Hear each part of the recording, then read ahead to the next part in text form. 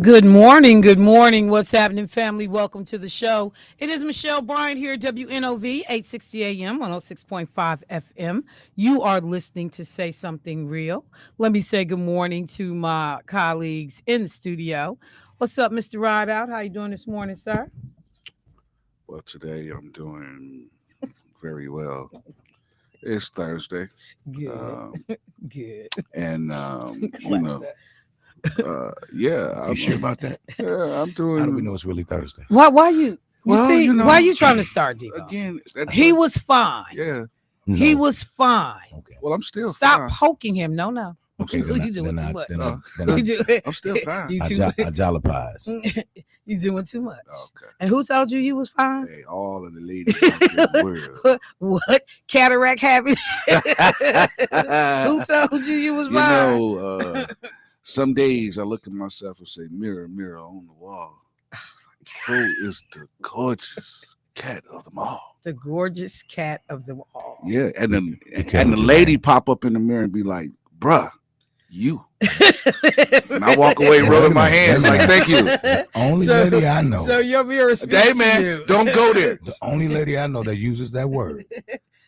Oh, I know you ain't talking about me. Hey, he said, bruh. It's sisters all over the city use the word now. Not Right. mine. Please. I was talking See, to look some at this sisters the other dude. day. They was like, "Yeah, this bruh right here." I was Yeah. like, "There we go. Yeah. There we go. We remember the tribe. You the family." But, Yeah. you Oh, know, I would say it. He's a cutie. yeah. He, Mama used to say, She was the "Take only your one. time, young man." let me say Mama good used morning to to Shelby. say- She just tapped in on text, and happy birthday to you. Your birthday is tomorrow. I'm gonna miss it in terms of being on air. So happy birthday, Shelby. Happy birthday, Shelby. Mama used to say. Well, okay. Are we done with you? Can I No, move no, on? but actually, said I'm doing pretty good. I slept well. Really did. And woman, I just want to tell He you, said I slept well. woman, just want to tell you when you wear your hair like that. Oh my God. Mm. I didn't comb it.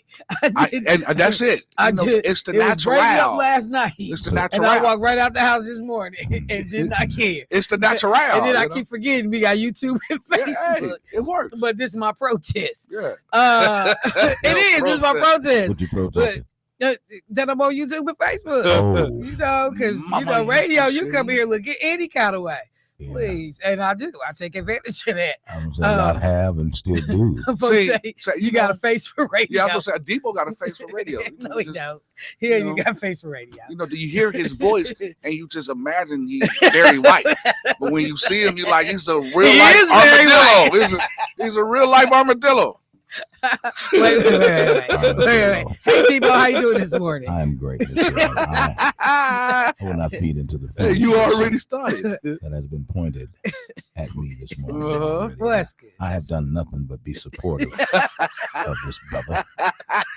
And, Yeah, I told him I was gonna get him back. Michelle, did you get a chance to hear Kwaku show on Kwake? yesterday? I did not. Oh, it was interesting. It was a get to know yourself show.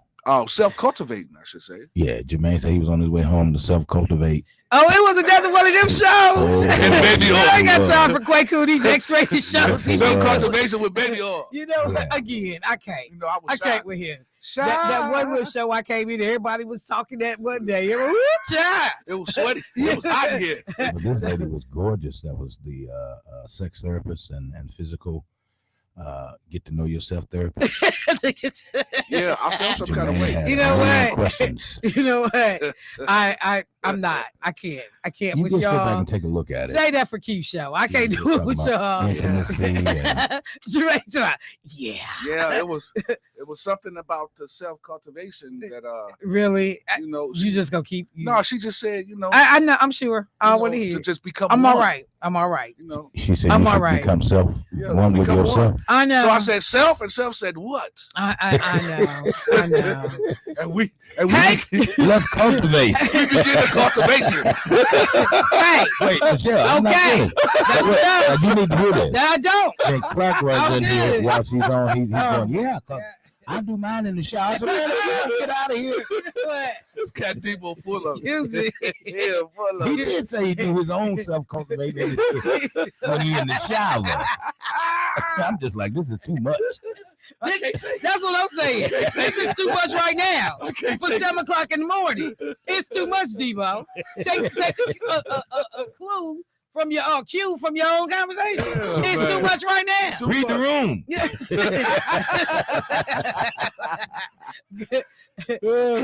Good morning, Clark. Can't be dry snitching I'm with some fools. That's what I'm with. How you dry snitch if you're in the shower? You know what? Just always inappropriate. Always. But other than that, Michelle, I'm I don't care about what the other then. I've moved on. I don't care about what the other then is. Jesus. Let me. And just for the record, I do want to share this with you quickly. This is important, Michelle. This is important. Something that transpired on last week. Is this dude still talking?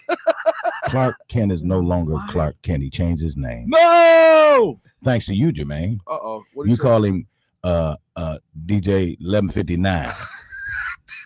Then Keith jumped in and said, 2 a.m. is the darkest point of the morning. Like that's when it's the darkest. So now, are we telling color jokes up in here? I didn't do that. This no. This cat's Keith. This No, you won't be doing that on my show. So now he is DJ 2 a.m. Shut it up. You won't be telling no damn black jokes on my DJ show. 2 a.m. No, sir. Get him, Shell. Because you ain't nothing but a shade off. It actually started from you. If he 11:59, you 11:57. That's it. You ain't but a shade off. Dark as Clark. You know what? I don't have time to be psychoanalyzing you and your colorism foolishness. I don't have time for it. If you ain't figured out that black is beautiful, you and Clark. if you ain't figured that out, then I can't help. This ain't middle school. Mama, it's not, you know, Michelle. Because all y'all, I'm caramel, I'm this, I'm that. Mocha. So proud to be mocha. So now he Get mocha. your stupid. Get your stupid out of here. I'm sick of you, immature, Mocha. elementary school Negroes. I'm gonna do my show. But no. I want us to be clear. Childish and immature. She jumped out. I'm just like, I forgot she was the wrong one. you know, that you can ready to do that foolishness up in here, and then Light Bright want to add his little portion to it, like he think he look like El DeBarge or somebody. No, I don't. I don't think I Not look you. like I'm talking about that other thing that come on after me. Y'all need to quit. Y'all need to quit. Let me move on with my show. 2 a.m. Yeah. Tell them what you're mad about, B. You know what? I guess y'all so. Don't you do that, Ricky Bobby. Don't you do that. Movie. Oh, she just jumped I swear to God. Yeah, she did. For future reference, 0 to 60. I will not be saying good morning to nobody. No more. I'm just gonna sit down and I'm gonna start my show. I ain't speaking to nobody but Today in the Clark. news. That's right. Meanwhile, at the ranch. I'm only speaking to Clark going forward. You two? Duh. Negroes? Oh, my Oh, stomach no. hurt. It's too early. You got little kids listening to this. Like, what are they saying? My stomach is hurting. Yeah, like this. I can't. Jesus. I can't. Oh. More than that's gonna hurt. Keep on. Let me move on. So, yeah, I mean, Jesus, I laugh. just can't come in here and just sit down and do a show, man. All right. So, who texting? Somebody else light skinned. What you say, light skin? Somebody light skinned. Light skinned people checking in. Oh my God. Oh, okay. I'm done. Oh, with that's y'all. funny. Anyway, all right. Oh, That was You're done. funny. Oh, she feeling so comfortable. She gave me that sharp look. Clark over there like in the amen corner. Yes, Lord. Yes, Lord. Preach, Like somebody mama. That's this Tom Jordan foolishness. You good? The tug of war between the water. What is it? The water gun fight he do between the dark skin and light skin on the boats. Keith just sent a message. What? Uh-oh. For the record, I corrected the time. I get. I know he didn't. No, he didn't. He didn't send that. He didn't send. Oh my God. There's his name on my messages. I corrected the time. Wait. I don't get down like that. Yes, you do. Lying He preacher. the one came up with the 2 a.m. Hey, I know you ain't gotta tell me. I know I'm gonna talk about it. Yeah, I'm gonna talk about it. It's madness. So let's get into it. Let's get into it. Keith Paris, I'll holler at you when you get to the studio. Save yours for in person. Okay. So a number of things to get to this morning. Let me just start off by saying, number one, I believe we are in day 30 of the shutdown. And there is an article in the Journal Sentinel this morning, which talks about basically Milwaukee Public Schools and the number of children that receive SNAP assistance in their families, and how they, may be impacted. So the story reads, as millions brace for the country's largest food assistance program to run dry on November 1, teachers in Milwaukee are calling for emergency donations to Milwaukee Hunger Task Force. And then a number of folks are just saying, as an educator, I know I will see this negatively impact children I work with directly. So just so people understand, they're saying that there's been a little bit more communication between the two parties in Congress as we are now here. November 1st is 2 days away. And so as today, a number of employees, federal employees, didn't get their first full paycheck. And people are hearing from the district about what the impact is. So one of the things that I have seen, somebody texted me last night, like, look, we would like to be able to help a family. If you hear of anybody, please let us know, because people understand what this is about to me. So these SNAP benefits are landing and hitting in a way that people, I just don't appreciate how many folks are going to be impacted. MTEA, the Milwaukee Teachers Education Association, and a coalition of 8 other community organizations announced a $6,000 donation on October 29th to the Hunger Task Force, calling on others to join them. Ingrid Walker Henry, president of the Milwaukee Teachers Education Association, also called on state officials to provide emergency funding for food assistance, as Minnesota Governor Tim Walz has done. Tim Walz is able to do some of that, though, because he has a democratically controlled legislature. It wasn't Tim Walz, completely and wholly, I don't believe, making those decisions by himself. We have Republicans in the state legislature in Wisconsin who have said that they are not going to be stepping in to make sure that people in Wisconsin can eat. So even though we have resources and we have funds that we could use to offset, because once the program is back, the government is back up and on, those dollars will be reimbursed. They'll come back. But, nope. Just like the Republicans in D.C., the Republicans here in the state are like, no, y'all ride it out. Y'all ride it out. And so that is what we are seeing. So just pay attention to the fact that there are teachers who are putting out an all call because they understand what this is going to look like in their classroom. Other folks that were a part of contributing to that $6,000, Voices de la Frontera, Youth Empowered in the Struggle, Milwaukee Area Labor Council, Administrators and Supervisors Council, Black Leaders Organizing Communities, also known as BLOC, Psychologists Association and MPS, and Citizen Action of Wisconsin. Now, I know that there are a number of churches in our community that, have regular ongoing food pantries. This is what they do. And so they, already do this year round. There will be folks that will be kicking it up. I know that I just saw a posting from G's Clippers that he will be doing 500 turkeys for Thanksgiving. And I'll get more information. I think I got the flyer in my information for this morning, but this is going to be a real problem. 125,000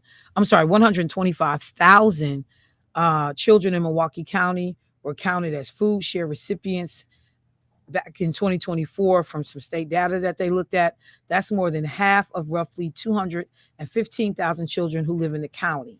So think about it. And the county is comprised of 19 municipalities. 19 municipalities make up our county, but half of our county, 125,000 children, are impacted by food share. About 45% of households with children in the city of Milwaukee were recipients of food share. according to the data that they looked at back from 2023. So, without doubt, some of the hardest hit people are going to be um, children in these schools. These are our children. So, one of the things that they're saying is that they are also Feeding America has drop off sites if people want to make donations in collaboration with the Milwaukee Public Schools. And it will go to Milwaukee area food pantries. And so non perishable food items are being accepted at the following locations, all Milwaukee Public Schools. So if you are somebody that is not going to be impacted by SNAP benefits and you got a few extra dollars or some, canned goods or foods in your pantry that you can, spare, send those to school with your children and tell them to give them to somebody in the office so that they can make a donation. All City of Milwaukee Public Library branches, you can make food donations.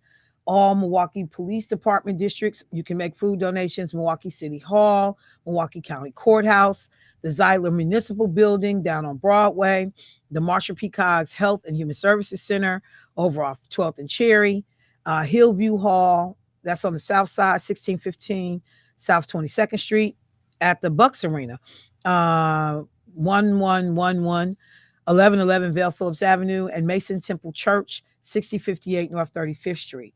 Again, we have the ability to help. I will be getting stuff together on our end from our house to be able to make donations and drop food off. It is going to be and land very differently if we go a lot longer without folks having resources. So I wanted to make sure that I definitely mention that. I need to take a quick commercial break. When I come back, I got a number of other announcements that I want to get to real quickly, and then we'll get into some of the big stories of the day, like the U.S. is engaging in nuclear testing. Haven't done that for 30 years, but engaging in nuclear testing. We'll be right back, y'all.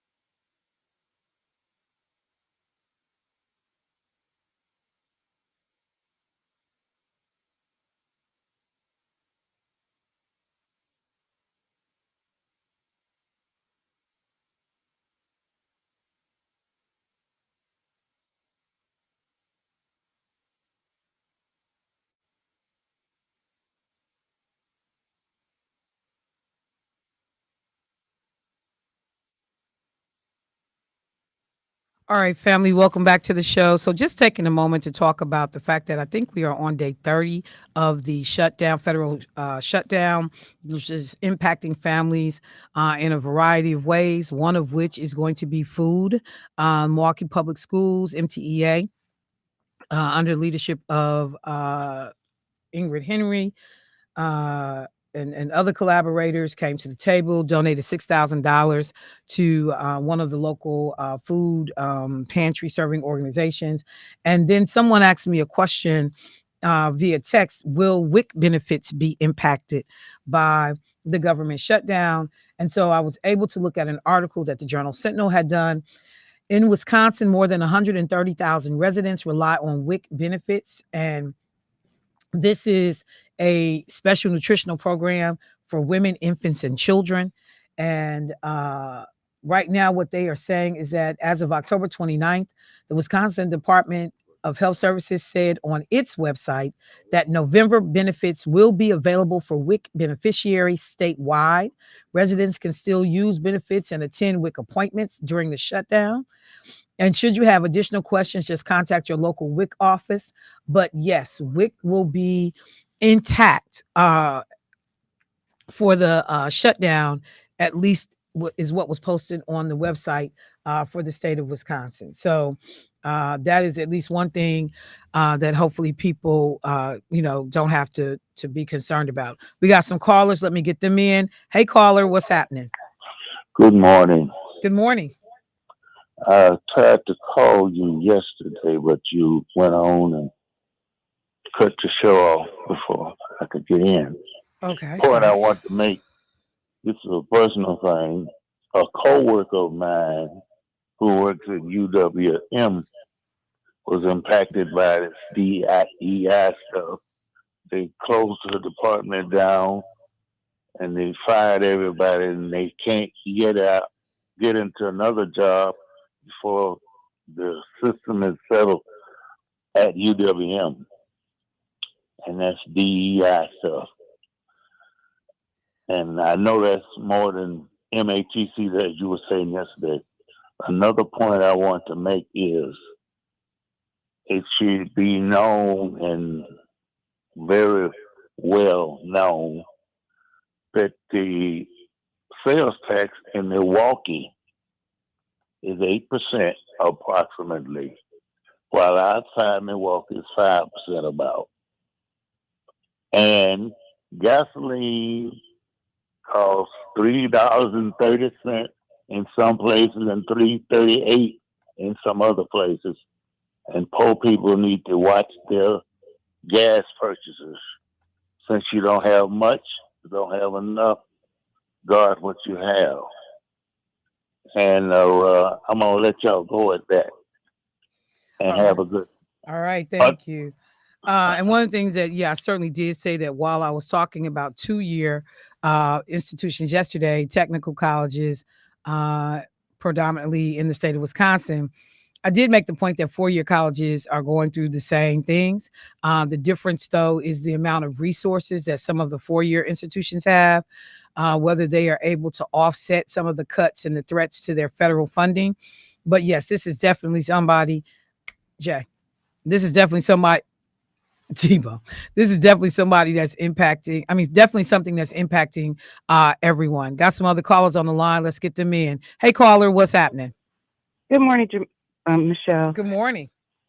If we call it the shutdown by Donald J. Trump, do you think that'll have a bigger impact for people to go vote? Because they said that they have the reserves. This is just about Mike Johnson saying no and not releasing the money. But if we say the government shut down, it's making it appear as if the Democrats have something to do with this, and we really don't. This is all based on the GOP not releasing those reserves that they have, and we should start changing the talking point to the government shut down by Donald J. Trump. This is why everything is being impacted now while he's over, out the country dancing. No, I think that was an image. I think that you're absolutely right about talking, the strategic way in which you talk about this whole thing. On one hand, I don't think it's lost that we are here For many people, the people that are reasonable and rational, they understand that it takes two people to shut down a government, and that Donald Trump has shown no interest whatsoever in negotiating with Democrats. He wants to rule this country. And he alone gets to call the shots. Mike Johnson, trust me, is doing what Donald Trump wants him to do. And I think that we know that as well. But yeah, to be able to constantly remind people how we're here, why we're here, it's a good way to talk about it. I agree with when that. I talk to my dad, he's 69. He's like, yeah, but the Democrats, they not wanting to come. And I'm, Dad, this don't have nothing to do with the Democrats. So just trying to explain it to him. And it's only because he's hearing that on the news about the Democrats voting no. That's the only thing that he's picking up on. Yeah, no. And the thing, though, to even, one counter is, so Dad, what people are asking folks to do is choose between health care and, food right now, healthcare and the government operating. Like, you 69. If you didn't have health insurance and something happens to you, then what? So he was just saying, I'm just glad me and Auntie got our Social Security checks for October. And I'm like, okay. And then Michelle, yes, can it be forced for the Milwaukee Public Schools to give every student their breakfast and their hot meal daily? Just give it to them. Just because of the situation that we're in right now. Lunch is free in MPS. Right, but I don't think all students are taking advantage of it. But that's on I remember when I went to... Okay. Yeah, that's on the students. Because I remember when I was in school, we had to line up and go and actually eat, get a tray and eat. Now, I don't think they're sitting there... Okay, so you're saying it's still free for all the children. Yes, they changed it so that breakfast and lunch is free for all children. Through this new, the way they restructured it, this community eligibility provision. Yep, lunch and breakfast is free. Now I'm gonna tell you, sometimes what they serve for breakfast, and I haven't subbed now like in 10 years. But when I did, they was giving kids sunflower seeds for breakfast, 2 packs of sunflower seeds and something. I was like, what is this? I mean, it was just crazy so stuff we just to need the parents to get their children to school. I guess that's probably the bigger thing. For the schools. And then lastly, with the food stamps and all that. So if we stop funding that dog park downtown, $2 million, or the choo-choo train, would that release some money for those people impacted to give them some help? Not unless those are federal dollars, which I don't believe that they are. So we're talking Thank federal you, Michelle. dollars. Have a great weekend. Yes, ma'am. Thank you. Got another call. She did her rapid fire. Bam, bam, bam. We got another caller. Let me get them in. Hey, caller, what's happening? Hey, good morning, Michelle. Good morning. My concern is this here with this food pantries and stuff. How is this going to really work? And what I mean by that, are they going to feed people for a day or two? And you got families that got 5, 6, 7 kids in it. I mean, and then the media is going to be out there looking at people in lines and stuff like that, and hoping that a fight break out or whatever. And a lot of people, I don't even want to think they want that embarrassment of being filmed while they're in line looking for food. So I'm concerned about how that's going to work. When you got these large families and babies and milk and formula and all that kind of stuff. So I want to know what your opinion is on that. Then the other thing is that I'm concerned about is that how do we get to the point where we're self-sufficient? Remember those in history where you had black communities surviving? They had the banks, the hospitals, and this, that, and other. But then the majority didn't like that, and they came in and destroyed it. Right now, you got a building empty on 35th Street where it used to be a store. Why aren't some investors getting together and trying to implement or put that back in business? I know it's a high-risk area and stuff like that, but, even like the churches and stuff, they get together and they got members and stuff. It's a lot that could be done, but you keep getting whooped. And then the last thing I want to say is that in this situation here, I think Donald Trump wins either way it goes, because he can blame the Democrats, and then he could come in and act like he got sympathy and look like the hero, like releasing the funds or whatever. Donald Trump reminds me of a domestic relationship where they beat the woman and then they hug him and say, "I love you," making them dependent on them. And then what about our surplus in Wisconsin? I thought we had a large state surplus, so couldn't they implement that in this situation to pay for people to get the SNAP benefits and whatever? All right, you put a lot on the table. Let me tackle it. Thank you for the call. I appreciate it.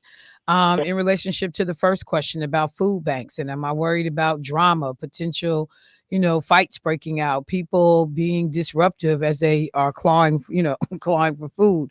I don't think on some level that we are at that level of desperation in which you would see people literally fighting one another, trying to get help and services. Most people, that are going to these places, these folks are extremely thoughtful and respectful, and they are going to, behave themselves and conduct themselves in a way that, that works. That they will do as they were asked to do, and so I don't see people being disruptive or just acting a fool, while they're trying to get these benefits. The other thing that I will say is that the way food is distributed, of course, I think some places they take into account household size, but it's pretty uniform the way these decisions get made. They try to accommodate people according to family size as much as possible. So I just know that these folks have been doing this stuff for years. They've rode through waves and crises, and they know how to do it well, and they are very well run. So I'll say that. In terms of the self-sufficiency, it was funny. I don't know what it is when people have to say white folks is out of order that they stumble. Because when the brother talked about, remember when black folks did this for themselves, did this, and he said, and the majority call them white people, man. Like why do we get antsy and we want to sound diplomatic? Just call a spade a spade. White people was the ones that, pull yourself up by your bootstraps, but then you didn't like how cold our boots was. We had the flyest boots, the shiniest boots. So then you wanted to destroy our boots. Like, just call a spade a spade. Like, the black people built up their community, and then the majority, they ain't the damn majority. Call them what they are. White majorities didn't tear down everything. White folks tore it up. Stop being scared to say white folks. Stop it. So anyway, or at least not scared, but we're going to use diplomacy because, it just sounds crazy to have to call people out, but that's what it is. So anyway, there are things that go with being self-sufficient, whether we are talking about the ability to, grow your own food, have control of your own dollars and resources. How much, do we have to depend on other people for other things? Because, you're talking about black folks who have farms, where you could get your meat from and who could supply certain things for you. A lot of that looks very different today. We still rely heavily, even if we are financially independent, wealthy in terms of getting goods and services, we still rely heavily on other people. Look what has happened to American farmers in the course of these tariffs. Farmers, people growing soybeans. I'm not buying soybeans.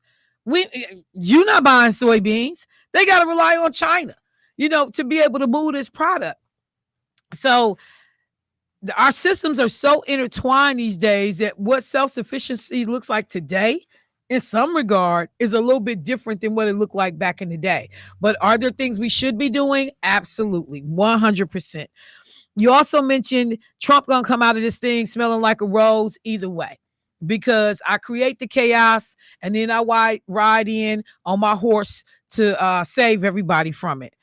I think to the point that the last caller made, constantly driving home the fact that we are here because of Donald Trump, because, and like, just let's be clear. We are here because the Republicans passed that bill that transferred all of this money and made permanent tax cuts to the wealthiest people in this country. And now they have to nickel and dime middle income and low income people to cover what they did in the foolishness in this last bill that they signed. That's why we here. That's why we here. This ain't just 100% about, Obamacare subsidies, they too high. You could deal with that if you wanted to deal with that. But they're going to be trying to find money from everywhere. That's why Elon Musk was unleashed on the federal government employees and departments and just like slashing jobs. And you got to go. You got to go. No rhyme or reason. Nobody has showed us to date any type of analysis that went into making strategic decisions about government efficiency. None. You let some damn man who's not even a naturalized citizen in this country from racist behind South Africa with his daddy come into the United States, convince Donald Trump to fly white South Africans over to America who didn't want to rightfully return farmland and stuff that was going on all the way back to apartheid. And you unleash this man and give him unfettered access to every department, all of our information, everything about this country. And then he just ghosted. And then him and Trump into it, half friends, half not friends. But this man has all of our information. So we got to be clear. It's not just framing even the healthcare versus food. As I said when I initially responded to the sister, this goes back to a transfer of wealth and having to be able to cover that transfer of wealth. Money is not falling out the sky. You give these people permanent tax breaks, they not paying their fair share. Somebody else got to pay that. And so we don't look like we just messing over everybody in terms of higher taxes. We're going to cut this program, this program, this program, this program. And most of these programs are programs that help the most marginalized people in our community. So let's be clear about how we talk about that. The last thing was the surplus. That is not something that Evers alone gets to do in terms of we're going to take the surplus and backfill dollars that are not being provided through the federal government for SNAP benefits. It is not a unilateral decision. I think that requires the legislature to act. That's why we've seen Republicans saying, yeah, we're not tapping into our rainy day fund to help out in this moment. We're not doing that. So those were 4 questions. It was a lot. Let me go to the phone line. Hey, caller, what's happening? Hey, good morning, Michelle. Good morning. How you doing this morning? I'm doing okay. Now, Saturday is the last day that you can have your stamp suspended because I'm here Saturday. After Saturday, he's going to cut the remaining of your stamp off. So we clear. If you have benefits left on your card, okay. So after tomorrow, starting on November 1st, no new benefits will be added to your SNAP card. No new benefits, your EBT card. But if you have existing benefits, so like just say you had $80 left over on your card, you hadn't spent yet. In Wisconsin, you'll be able to still use that card at most places. Now, I heard some stores, they just was going to make a clean break. They wasn't accepting EBT until the shutdown is over.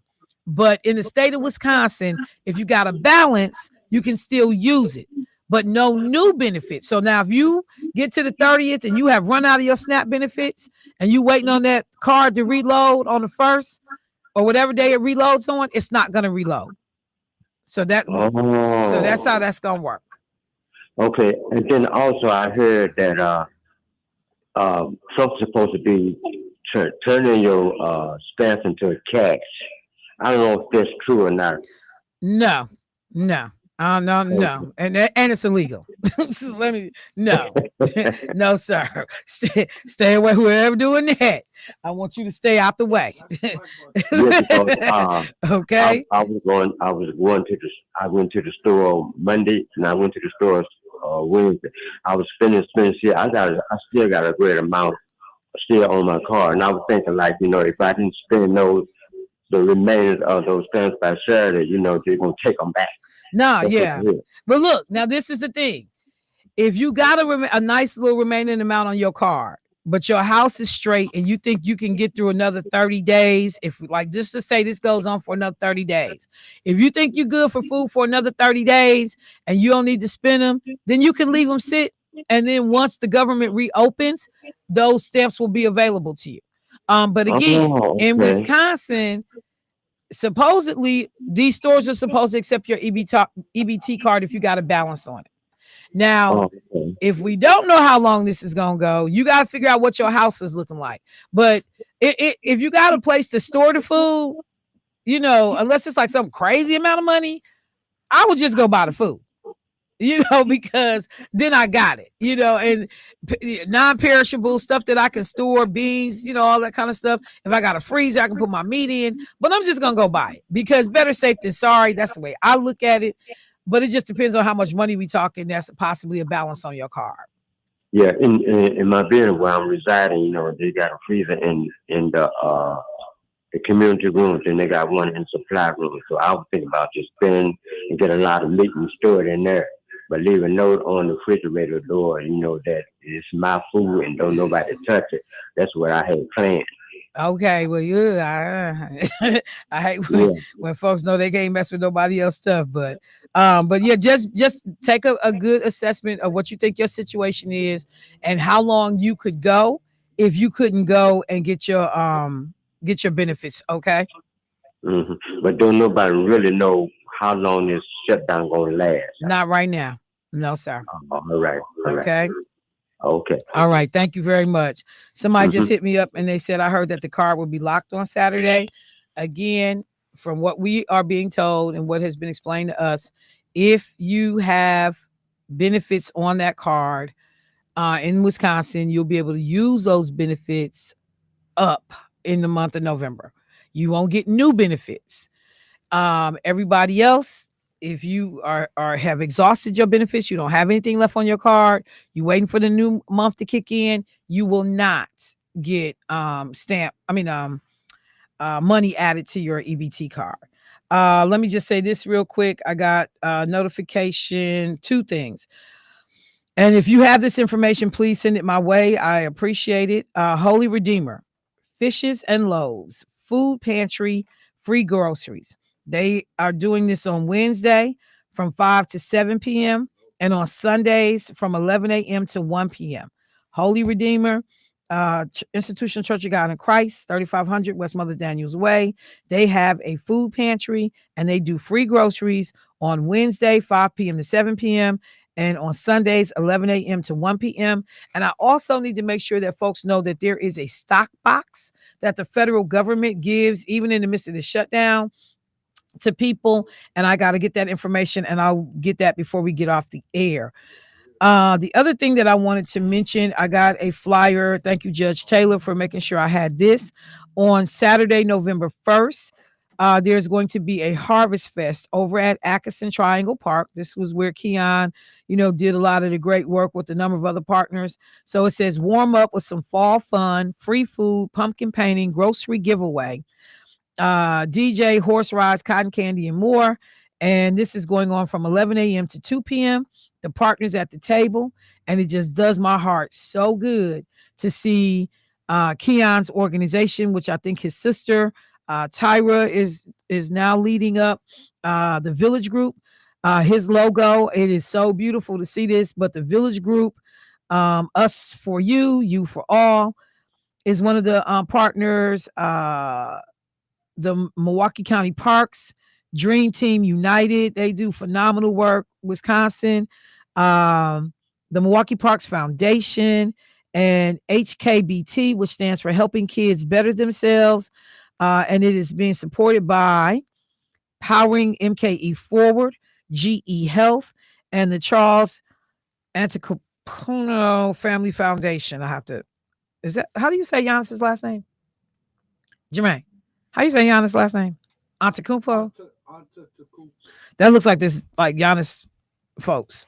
The Charles. Yeah. Okay. So, and this is, so I wonder if Charles is his dad or something. But in any case, these folks have come to the table and they will be doing this on Saturday. And the key word that I mentioned there was grocery giveaway.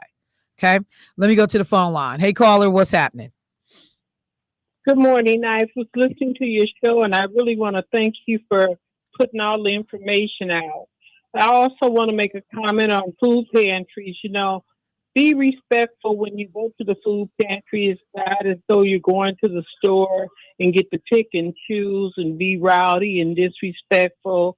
And just keep that in mind. It's going to be a great need.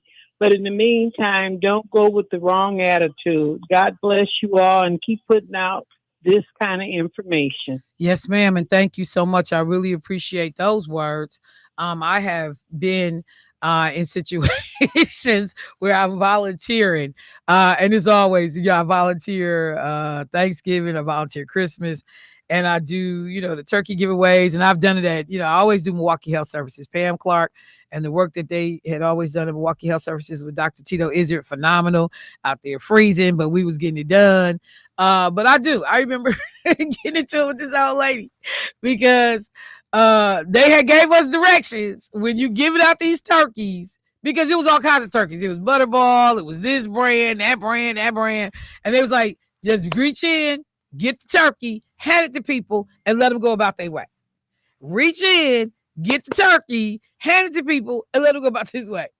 And this old sister, she was like, I don't want that kind. I want the Butterball down, and the Butterball was way down on the bottom in this big old bin. You could see through the bin, but it was way down on the bottom. And these turkeys is frozen. These jokers is cold, they heavy. And I said, ma'am, I've been instructed to just hand people a turkey. I don't care what you've been instructed. I told you I don't like them other kind of turkeys. I want a Butterball. I said, ma'am, even if I want to, that Butterball is up under like 35 other turkeys. And I would have to pull all them turkeys out to get to that. I wanted to say damn so bad to get to that Butterball turkey. And when I tell you that old lady put on a show, and it was a ruckus, and the pastor of the church, he came over and he was like, Michelle, what's going on? I said, man, I'm following. He knew you had started something. Yeah. I said, look, I'm following the instructions y'all gave me. The pastor was like, hey, get that woman at the I was like, you know what? Don't have rules. And then when I follow them, I'm the bad guy. Man, that lady, y'all know I had to dig all the turkeys. Wow. I was so mad. I was ready to go home. You talking about walking off the job. I walked off the volunteer job. It ruined it for everybody that came behind her. Because, man, I looked at people, you better take this turkey. don't even, can I get the big? You can't get nothing. But what I'm handing you. This one, you don't get nothing. But yeah, the pastor gonna come over and chill out. Michelle, man, get that lady that damn turkey. Hey, bro. You ain't reaching down here this cold and picking up these 30 turkeys. You walking around looking all important. I'm out here doing this manual labor. Man, I was so mad with the pastor. I was like, I ain't never come back to this church. Have you been back though, Michelle? Let me see. If you got to think that long, probably. Yeah, probably not. Probably not. I love the pastor though, but he was on some BS that day. Let me take a break. Callers, I see y'all. I don't even know if I'm gonna get to this other stuff today. I'm gonna try though. All right, y'all. I'll be right back. Michelle Bryant, WNOV, 860 AM, 106.5 FM. You ain't getting no Butterball turkey.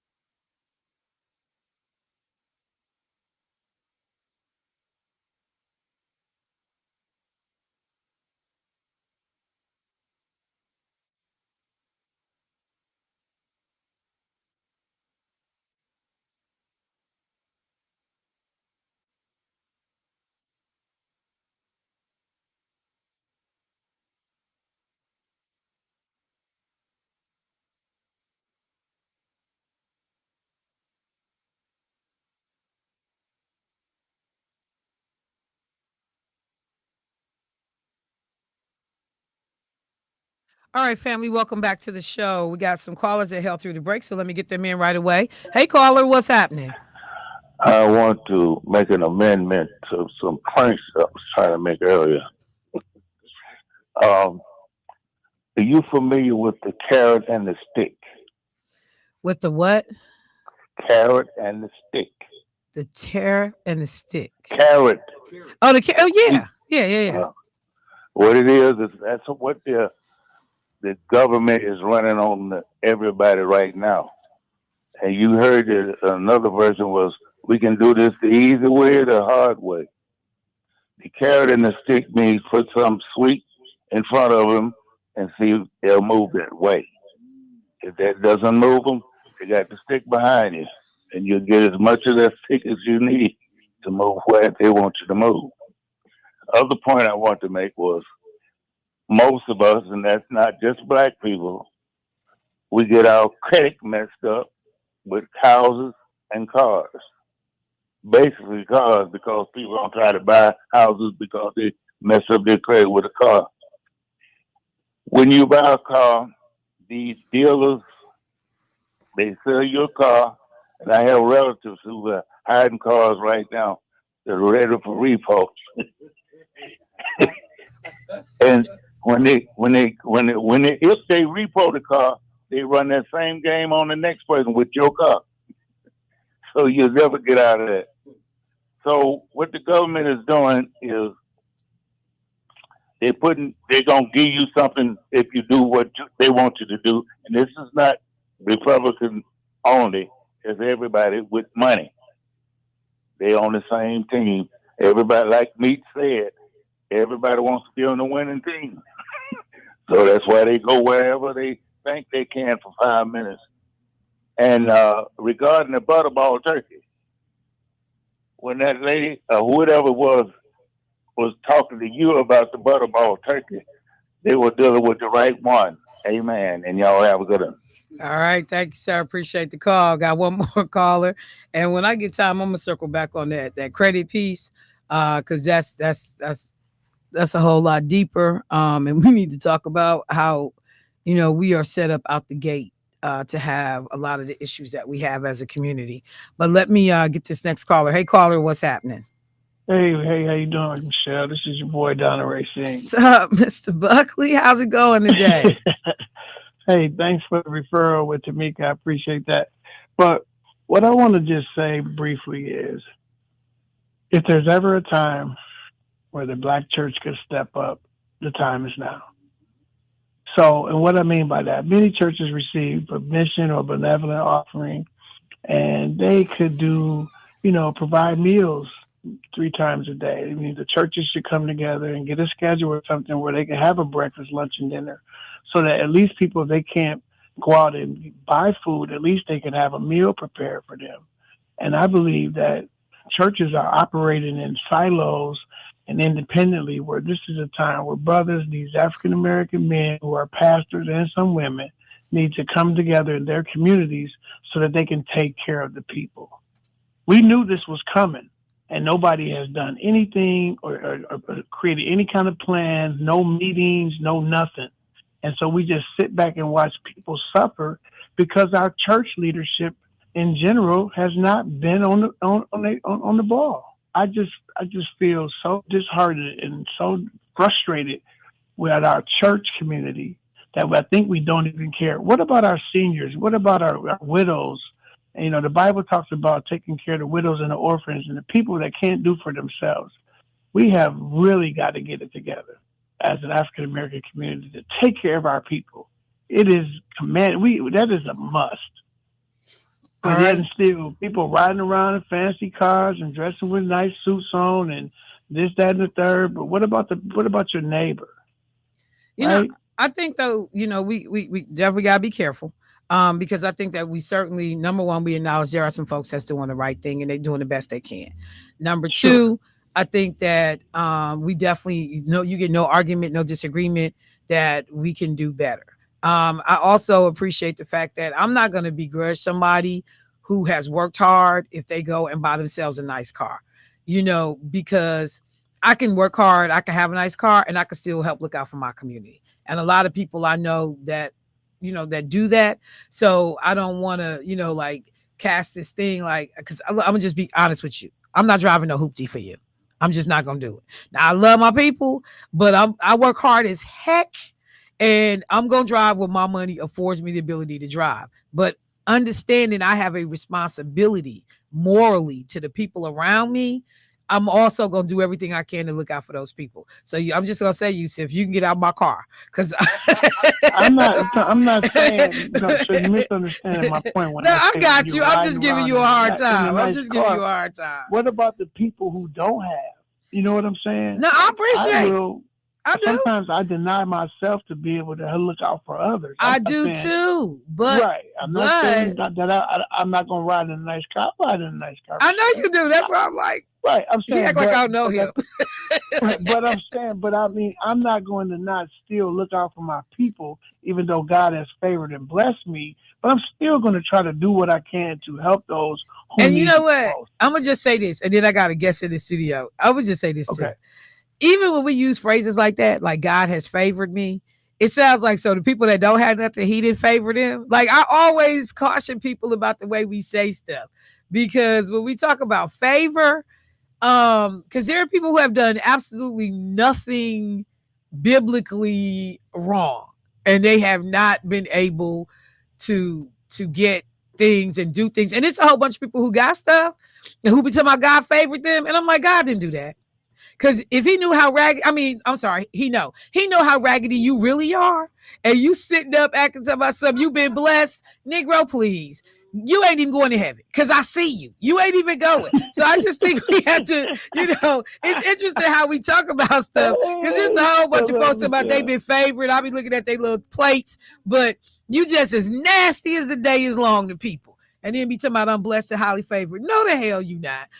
So, but okay, I gotta guess, Ram. Y'all know I'm talking to a pastor. Them, but I know God. Look, all right, highly favored. I'll talk to you later. That's family. So folks like, that ain't talking crazy. So, no, that's family. That's family. All right, so look, y'all. Let me take a minute. I wanted to make sure that had an opportunity to talk to Claiborne Benson from the Wisconsin Black Historical Society, doing something that a lot of folks have talked about, and it had not been done on this scale in terms of being able to help folks understand the history of African Americans in this state, the Underground Railroad, different historical landmarks and sites. So let me welcome to the studio this morning, Mr. Claiborne Benson. Good morning. Hey, sir.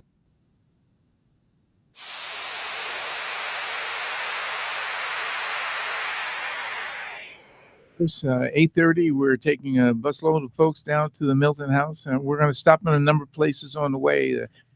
Deacon Brown's house there on Fond du Lac. We're going to go to Cathedral Square, where he's broken out of jail. We're going to go down to we're going to go down to the Milton House, and we're going to tour the actual tunnel that leads under the building from one building to another building. As you probably know, as passed in 1850, you have a responsibility. Everybody has a responsibility returning runaway slaves to their proper owner. And if you know of a runaway who is in your representative, and you don't arrest them or have them arrested, you could be arrested yourself. And that was a national law, and Wisconsin citizens brag even today about how generous and how supportive, and how they broke the law to break Underground Railroad people out of incarceration or enslavement and send them to Canada. And they did it all over, from the Underwood Church to the Milton House to Fond du Lac, all sorts of places in which African Americans made their way to Canada through Wisconsin. So why did you think it was important? Because like I said, the last time you and I spoke, I go and I travel and go to places. The first thing I do is I look for Black history in those places. Yeah. And some places I've been surprised, like I could barely find any, but I look for Black history. When I was most recently, where was I? North Carolina. And they had actual, which I loved, they had signs. And you could do the QR code, or you could go to a certain app, and then you could hear the history. They Uh-huh. did, so it was like a self-guided tour basically. Yeah. But on this place, this landmark, this is what happened. Yeah. And I just thought, like, this is the coolest thing that the city had invested in doing stuff like that. That, like, no, I need you to know where you're standing. So here's a sign. Go to this QR code, or go to this app, and it'll and it beautiful voice narrator telling you what was his what was going on. Why did you feel like this was something you needed to do? Well, I think it's important because in the United States Constitution that's passed in 1893, it speaks to the Underground Railroad. We're enlisted in there 3 ways. 1, we're not listed at all, so as if we don't exist. 2, the 3/4 concept, 3/5 concept, and then the Underground Railroad. And the Underground Railroad simply says that every enslaved person must be returned to their proper owner. Now, this country revised the United States Constitution in 1850. They revised it, and they said that too many of the enslaved people are running away and making their way to Canada, and we're going to stop that. We're going to create a new law, compromise with the North and the South, and say that everyone must be arrested. And every state had to sign off on that, and every state did. Wisconsin was. This is the Fugitive Slave Act. That's the Fugitive Slave Law of 1850. Right. And Wisconsin openly, even today, they brag about them violating that law, making the decision not to obey that law. And you could see it in the case of Joshua Glover, but there are other runaways that make their way.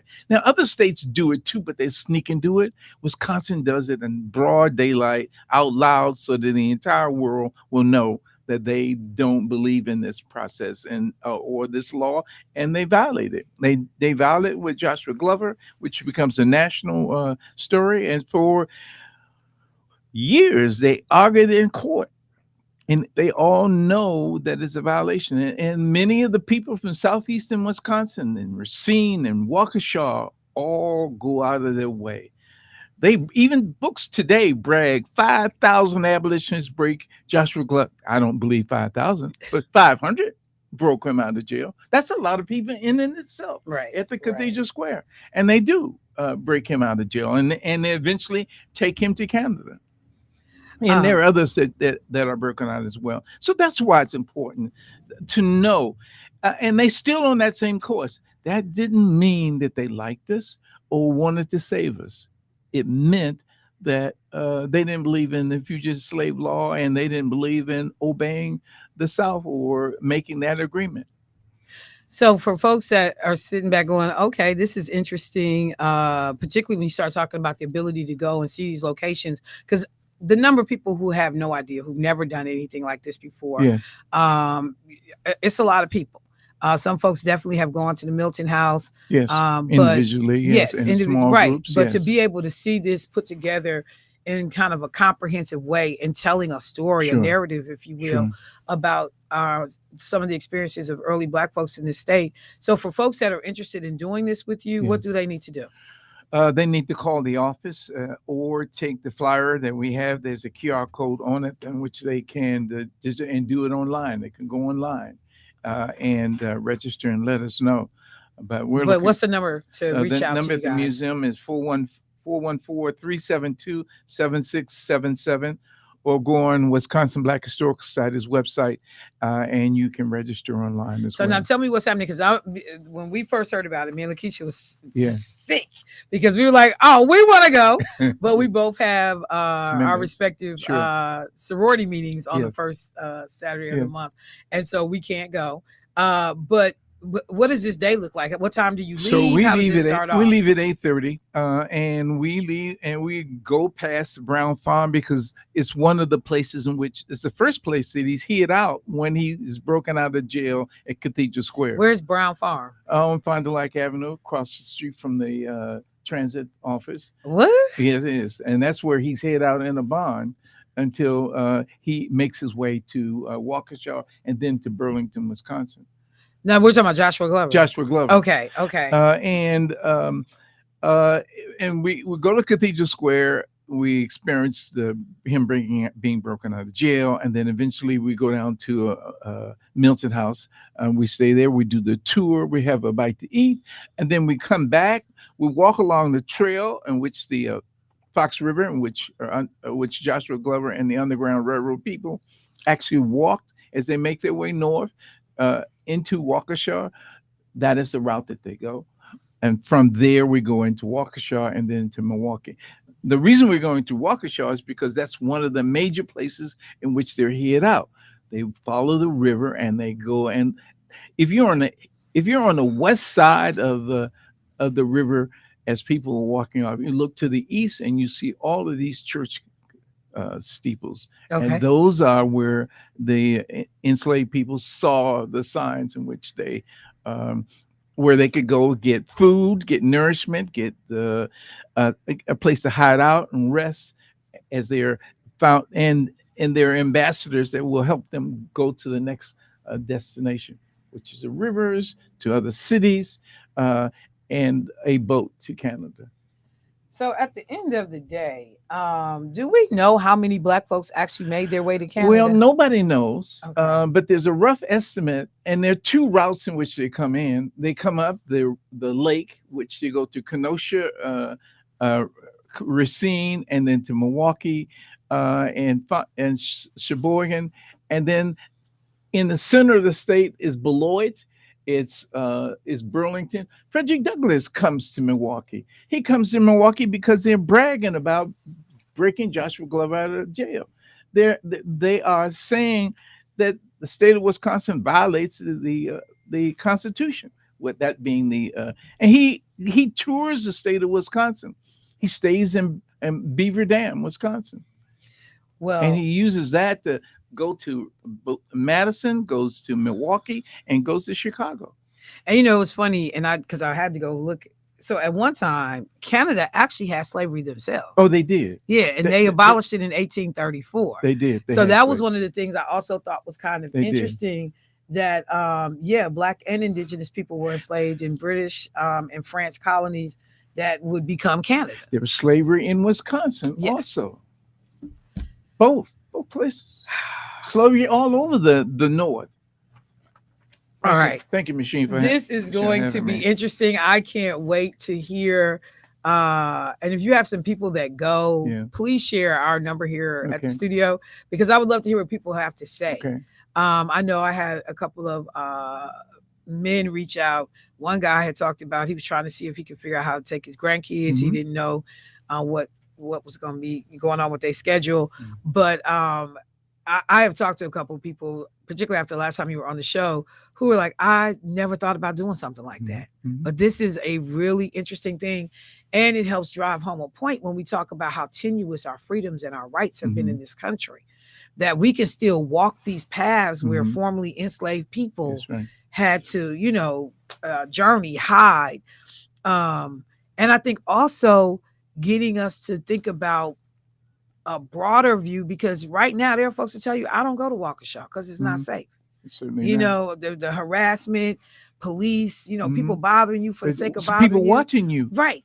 And so it's interesting to understand that state history, that these were some of the passageways though that we use to get out and get to safety. So I applaud you for doing this. I think it's important. I see it in every major city that I go to. We have definitely not done a great job in this city of marking some of these historic landmarks and telling the story. So thank you. And thank you for letting folks know. In the spring of the year, Yes. we're doing another trip. We're going to Chilton, Wisconsin. Oh, Used to be called Stanton, Wisconsin, named after the African American, founded 1845 by African American. right. Then we're going to Fond du Lac, also a Black community. 1852, they go there and they settle, and they live in a segregated area. They make bricks in that same area, and their homes and their church is all in that same area. We're going to those locations in the spring. It. I love it. Thank Well, you. look, now you have to do it so it's not on the first Saturday so I can Yes, go. I understand. All right, y'all. I'm Thank gonna you. take a quick break. Mr. Benson, I Thank you. appreciate you. One quick thing before you go. Yes. people are talking about supporting Black, doing things as we go up to November 25th through December 2nd, the blackout, if you will, that we're talking about nationally. For folks who are saying, okay, I'd like to still spend some dollars though, a membership to the Wisconsin Black Historical Society. How much is that? $50 for family. For a family. And that's a hookup. And we invite you to volunteer and learn about history in the same process. You and your kids. We have Kwanzaa, and we have dance class on Saturday mornings and all sorts of classes.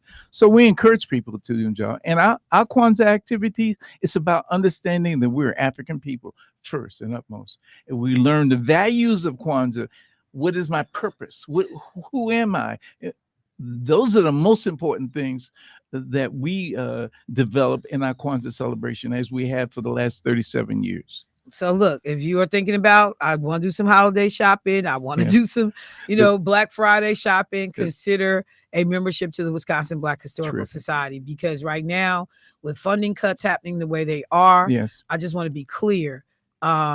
State help is not coming, and it wasn't always a lot anyway, but it certainly is not coming in the way that it had been. When you start talking about programs that are earmarked for Black culture, for inclusion, for diversity, these things are being attacked. And so it's only a matter of time before Wisconsin Black Historical Society begins to feel the wrath of the Trump administration's policies. And when that caller said, how do we support ourselves? How do we become self-sufficient to keep these stories being told, to keep, because there has to be, and I know your daughter, works with you, but there has to be a continuous passing down of this information. Because when Claiborne and Michelle are gone, somebody got to live to tell a story. That's right.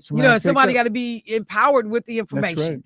And we got to make sure that we are protecting that. So if you have never done it, never thought about it, consider a membership to the Wisconsin Black Historical Society. Thank you, my All right. sister. Thank you. All right, y'all. I got to take a break. I'll be right back. Michelle Bryant, WNOV, 860 AM, 106.5 FM. We getting help today up in here, y'all. Take it easy, Claiborne. We'll be right back.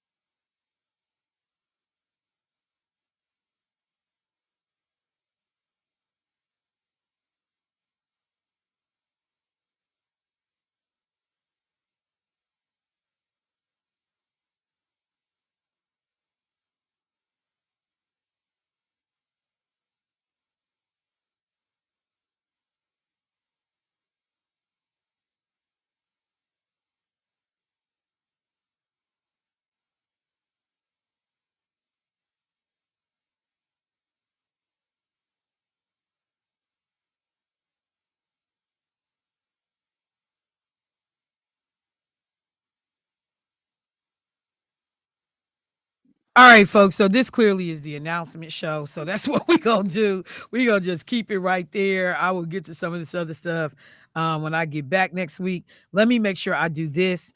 So I got something from State Senator LaTanya Johnson regarding a reckless driving discussion that is happening in Milwaukee on November 4th from 5 to 7 p.m. You got Cavalier Johnson, Jeffrey Norman. Let me just say this right. Mayor Cavalier Johnson, Milwaukee Police Chief Jeffrey Norman, District Attorney Kent Laverne, and City Attorney Evan Goyke. And it says reckless driving has taken too many lives and too much peace from our neighborhoods. As such, I'm inviting you to join me for this community town hall on reckless driving to hear directly from local leaders and to share your own experiences, questions, and ideas. The issue affects every one of us, and the solutions must come from all of us working together. And so they do have an ability to sign up. What I will do is give you the phone number, which is 608-266-2500, 608-266-2500. And the flyer also says, join Milwaukee's leaders in law enforcement, prosecution, and city government to hear about the work being done to address the city's reckless driving crisis. Attendees will hear directly from those shaping local responses and have an opportunity to ask questions during an open Q&A. Now, I won't be there because on that exact same day, I am working with a group of organizations, my sorority, Delta Sigma Theta, Alpha Kappa Alpha, EKQ chapter, the Links, and I know it's one of the chapters, I don't know which one, and the Milwaukee Urban League, because we are doing a civic engagement series over at Good Hope Library. And this one is about women running for office and talking about the need for folks to run for office. So it's great that, people are trying to get information out and doing this critical work. This event is being hosted by Senator LaTanya Johnson and Senator Dora Drake.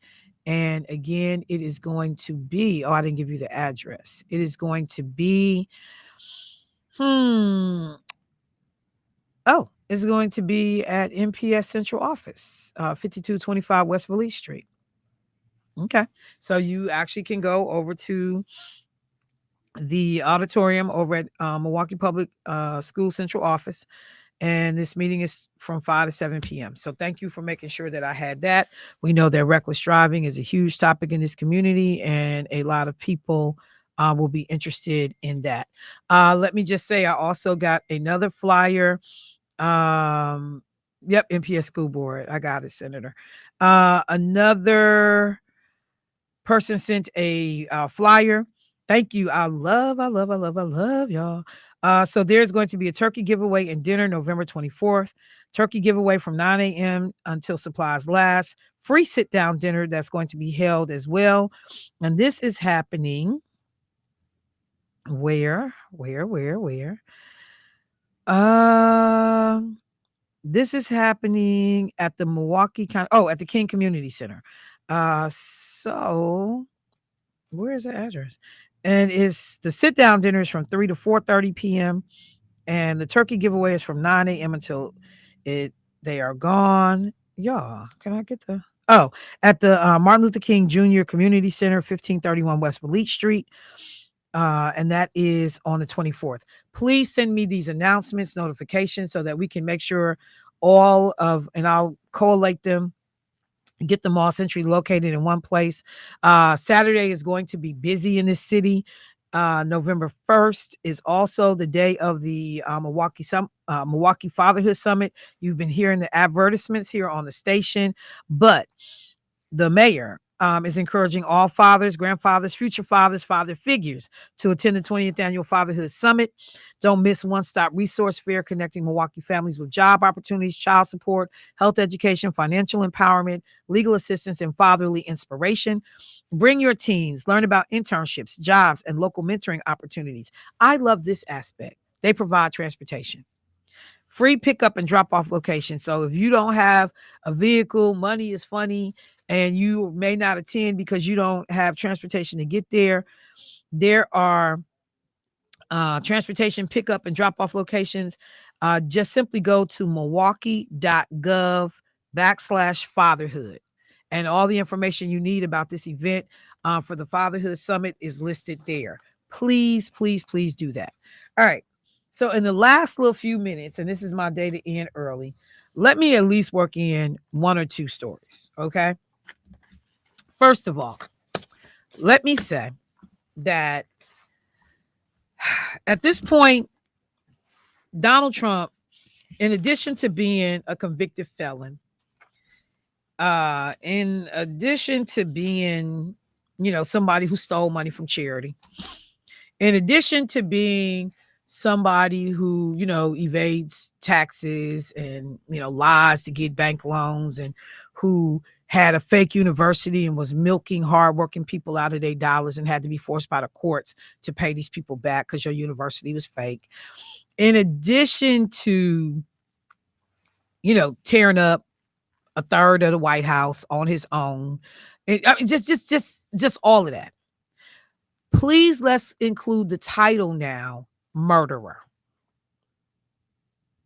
Please, let's call him the murderer in chief.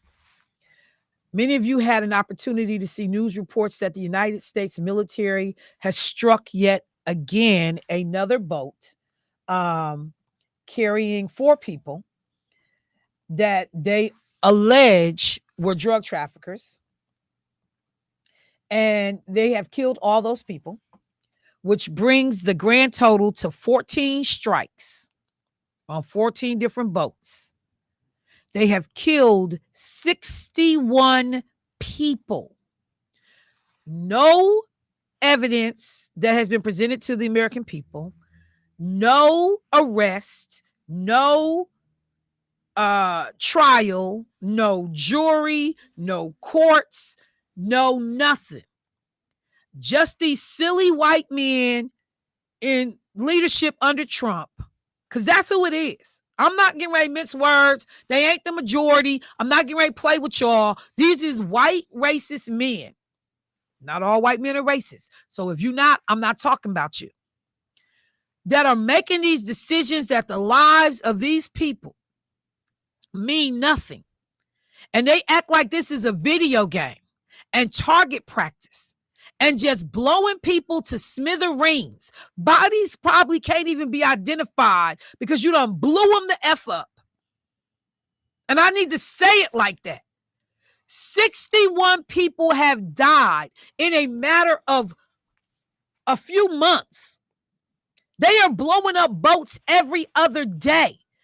When? And they were like, oh, the Democrats are expressing concern. Y'all need to, or raising concerns. Y'all need to raise hell, not concerns.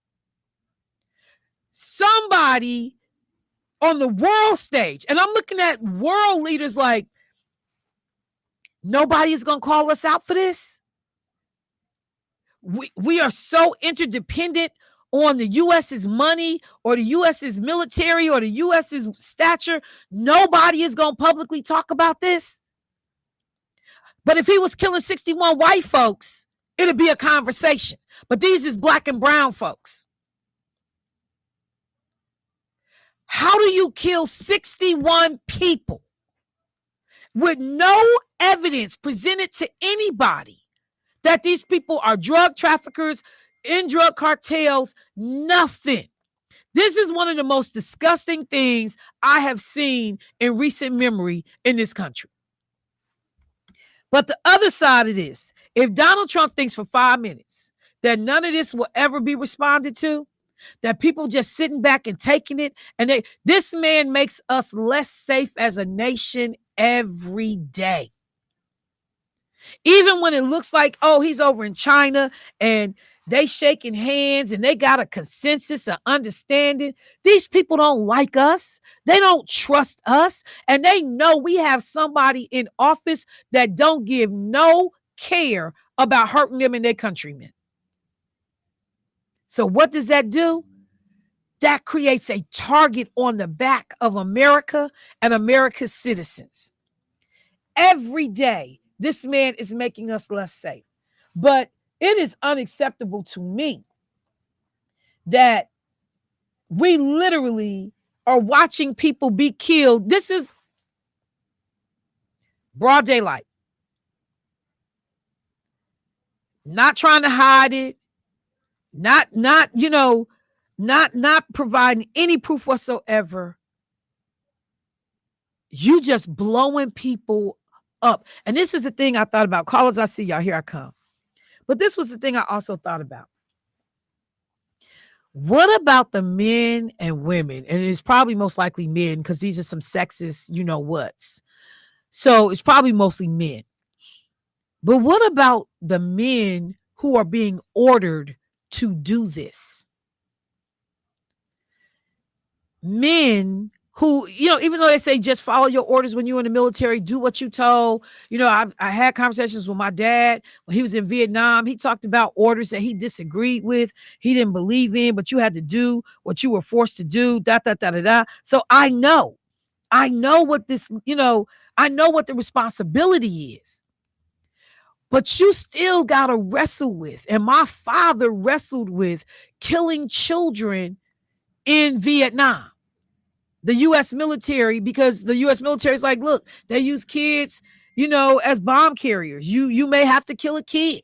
So you might as well start. My dad used to talk about that. So and then you wonder why these people come back from service and they be all messed up.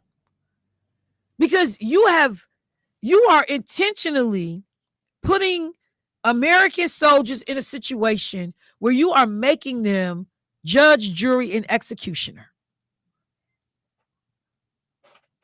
They are killing people. And we have provided no proof to anyone that these people are doing what you're saying that they're doing. And even if they are doing what you're saying they are doing, it's not punishable by death. It's not punishable by death. The last thing that I will just highlight, as this man lies on the campaign trail, talking about, I want to get us out of wars. I want America to be safe and blah, blah, blah. Donald Trump has ordered the United States to resume nuclear weapons testing immediately, saying he directed the Department of Defense, which his ignorant behind calls the Department of War, to match other nations' programs. He called the move a necessary step to maintain global parity. So on Truth Social, which he believes is an official press outlet, the United States has more nuclear weapons than any other country. This was accomplished including a complete update and renovation of existing weapons during my first term in office. He got to get credit. This narcissist has to get credit. The very water that we drink, he made it happen. Because of the tremendous destructive power, quote, I hated, in all caps, to do it, but had no choice. Russia is second and China is a distant third, but will be even within 5 years. Well, how are you a distant? And 5 years is not, that's around the corner. So he's stupid. Because other countries' testing programs, I have instructed the Department of, I'm saying defense, he say war, to start testing our nuclear weapons on an equal basis. That process will begin immediately. Do y'all understand? Do y'all hear this? Do y'all see this? I will talk more about it, but this fool is going to lead us straight into World War III. The other thing I will just quickly say, you can't make this stuff up. So there is a commission, which is known as the Fine Arts Commission. And they are an independent federal agency that advises the president and Congress on design plans for monuments, memorials, coins, and federal buildings. 7 people make up this commission, and they are made up of experts in architecture, art, urban and landscape design, and it has been around since 1910. That commission has, and the commission members have reviewed plans for everything from Arlington National Cemetery to the Vietnam Veterans Memorial. Okay.